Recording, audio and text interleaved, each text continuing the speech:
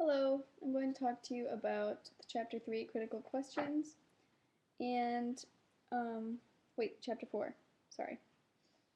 And the first question is, what is the immigrant root story of your family? And consider how your ancestors arrived in the United States and how your family's past have been shaped by other immigrant groups.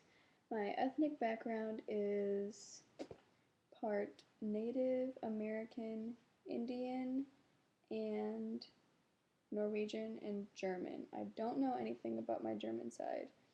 I know that my Norwegian side is kind of known.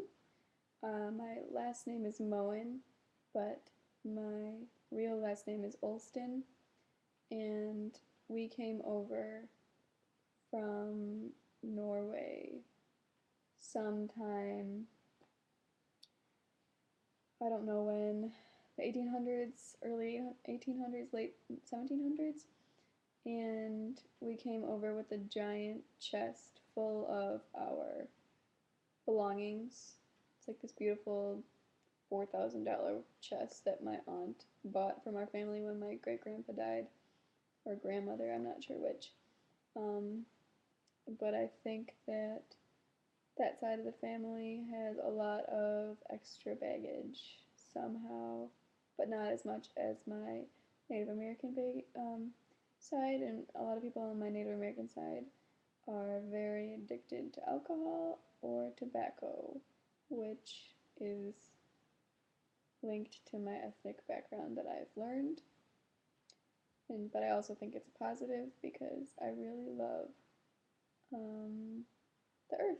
I'm very earth centered, and I always try to remember the land I'm standing on. And when I go to a new piece of land by airplane, I always remember to touch the earth, like my Native American heritage would have said. I also have a book written about me, about my family, called While the Lotus Slept, so you should look that up. Second question is, can you find evidence of the brain drain in terms of professionals with whom you come in contact? The brain drain is when people, like foreigners, come over, get educated as much as they can, and come over and maybe get more educated or get work in America, because you'll make like 4 times as much, which is kind of sad because I wish that we could recognize that money isn't very important because it's just paper and we're not going to bring it to us with us when we die anyway. Excuse me.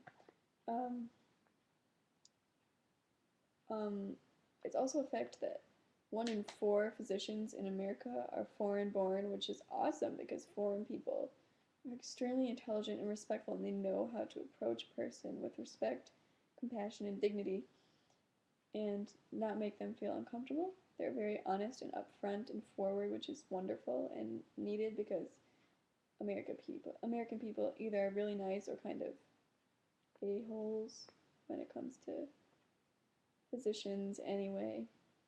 But I think that having professionals from foreign countries is a benefit to America because they're extremely intelligent and they really help the status of our hospitals and our health system. But I also think that it's bad because we should be able to give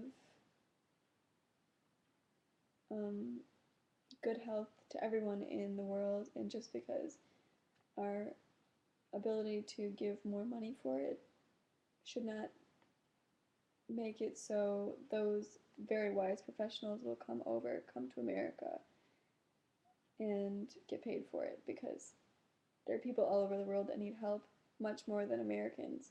We don't need plastic surgery at all. We don't need all of the entertainment we have. We don't need all of the piercings, all of the tattoos, all of the stuff that makes us happy for some reason. And we need more healthcare professionals in their foreign countries helping them, or having American professionals that are great also to be traveling around the world to help other people. We could have this whole coexistence, so we don't have to have every foreign person stay in their foreign countries. That's not my point. We need to make sure that everyone in the world gets the health help that they need. So third question is, what challenges does the presence of people in the United States speaking languages other than English present for them, for schools, for workplace, and for you? Um, Sometimes it can either be a prejudice. For example, if you hear an Egyptian person speaking Arabic in a grocery store, you can be prejudiced by that. They can be followed in their grocery store, or people can peek in their bags because they're Egyptian and they might be stealing something, God forbid. But I think it can be a prejudice, but I also think it can be an absolutely wonderful thing for schools, for the workplace, and for me. Because in schools, we need bilingual people to teach our children.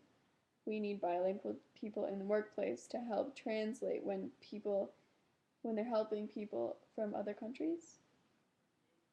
And for me, I think it's important that I learn as many languages as I can, including sign language, to be able to give a privilege to everyone. There should be no position of hierarchy in languages. We should all be able to comfortably coexist and respect that each person has a native, wonderful language, and that no one should be alienated or discriminated against because of what language they speak, as well as the obvious what color they are.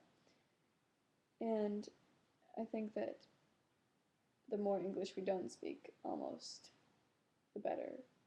Because in about 50 years, America will be the majority of Spanish speakers, which is awesome. So I think it's going to be like 51% to 50 English speakers. I think that's very interesting, and I think that people that come from other countries get a lot of crap because if they come to America, they should be able to speak English. If we go to Egypt, that should be the same thing.